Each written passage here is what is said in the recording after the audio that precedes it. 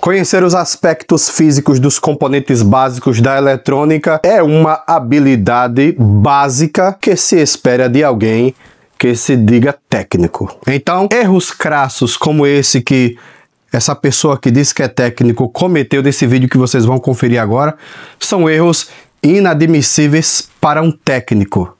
Se admite erros como esse para iniciantes, estudantes e até robistas, mas ao técnico não se admite erros básicos como esse que essa pessoa cometeu. Nesse vídeo você vai aprender a identificar corretamente esses dois componentes e esse é um vídeo de abertura para muitos outros vídeos que nós vamos fazer, né, sobre reconhecimento dos aspectos físicos dos componentes eletrônicos, que é uma matéria básica, né, de eletrônica. Vamos agora assistir o erro que essa pessoa cometeu e segue aí com o vídeo para você identificar corretamente que componentes são esses. Vou abrir ele aqui para vocês agora, para vocês verem a diferença já um do outro, né?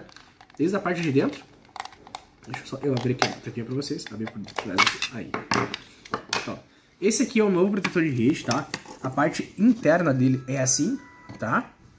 Aqui conta com 1, 2, 3, 4, 5, 6 varestores, tá? Here I come. Oh, here I come. 6 varestores, tá? Será 6 varestores, tá? E também com 2 fusíveis. Aqui na parte da frente a gente consegue identificar. Muito bem, meus amigos, temos aqui alguns componentes espalhados na minha bancada. Nesse vídeo nós vamos nos focar apenas nos dois componentes que o nosso amigo lá, ele se equivocou, né? Ele disse que todos aqueles componentes que ele havia mostrado no vídeo se tratavam de varistores, né? Mas, na verdade, ele se equivocou, né? Ali tinha varistores e capacitores de poliéster que eram como esses daqui, né? Isso aqui é um capacitor de poliéster, né? Pode ser encontrado assim também, pode ser encontrado assim, veja, né? Assim, ó, são capacitores de poliéster, né? Ele se equivocou. Capacitor é diferente de varistor. Capacitor é um componente que o funcionamento básico dele é armazenar cargas elétricas. Já o varistor, ele é um tipo de resistor, mas ele é um resistor dependente de tensão. Ele também é conhecido como VDR, né? Aqui nós temos um exemplo de um varistor, né?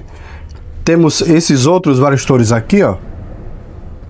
Aqui é mais varistores, né? Se ele tivesse, veja só, se confundido esse com esse daqui que também parece ser um varistor, né? Isso aqui parece um varistor. Mas esse componente aqui é um capacitor do tipo Y, né? Aí o camarada realmente, né, se não olhar direitinho, o cara pode, né, se confundir, né? Olhando assim, ó, os dois são azuis, são extremamente parecidos, né? Mas para que você identifique qual é um e qual é o outro, você deve olhar a legenda, fazer medições, etc. Se ele tivesse se confundido aqui, beleza, a gente relevaria, né? Porque de fato eles são bem parecidos. Mas aqui nós temos um varistor e aqui nós temos um capacitor do tipo Y. Mas confundir isso com isso, pessoal, é complicado, né? Fala aí, né? Olha, até assim, não dá para você dizer que isso daqui, aliás, não dá para você dizer que isso daqui é um varistor, sendo que o varistor é nesse modelo. Existem varistores de outros modelos, mas o corpo dele sempre vai ser assim, retangular. Não vai ser assim, desse jeito, desse tipo aqui. Então, infelizmente, o nosso amigo lá se confundiu. E o que é um varistor, pessoal? Um varistor, também conhecido como resistor dependente de tensão, é isso que esse componente faz. Ele também pode ser conhecido como VDR. É um componente eletrônico cujo comportamento resistivo varia com a tensão aplicada, né? Se a gente for medir ele aqui usando um multímetro, a gente não vai nem conseguir medir a resistência, porque a resistência dele é muito alta. Em condições normais, né, como eu já venho falado, um varistor ele apresenta uma resistência muito alta, quase como se fosse um circuito aberto, né?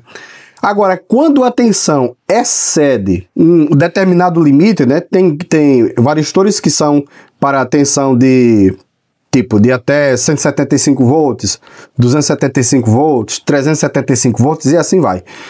Por exemplo, esse daqui, se ele fosse de 275 volts, Aí se a tensão exceder esse limite de 275 volts, que é também conhecido como tensão de ruptura, né? A resistência interna diminui drasticamente, permitindo a passagem de uma corrente elevada. Essa característica permite que o varistor proteja circuitos contra sobretensões, desvios de excesso de corrente. Por isso que geralmente esse dispositivo aqui é encontrado em filtros de linha, né, em filtros AMI e por aí vai. Mas não tem como se enganar. Varistor, capacitor de poliéster, né? São diferentes. Os símbolos dele também são diferentes. Se é para aprender, vamos aprender completo. Esse símbolo aqui é o símbolo do capacitor e esse símbolo é o símbolo do varistor. Vejam que são diferentes, né? E outra coisa, esse tipo de capacitor, o símbolo dele é assim, porque esse é um tipo de componente que não tem polaridade. Tanto faz quando você vai conectar ele em um circuito, tanto faz os seus terminais, porque ele não tem polaridade. Agora, se fosse um capacitor eletrolítico, né, ou um capacitor de tântalo, aí ele teria polaridade.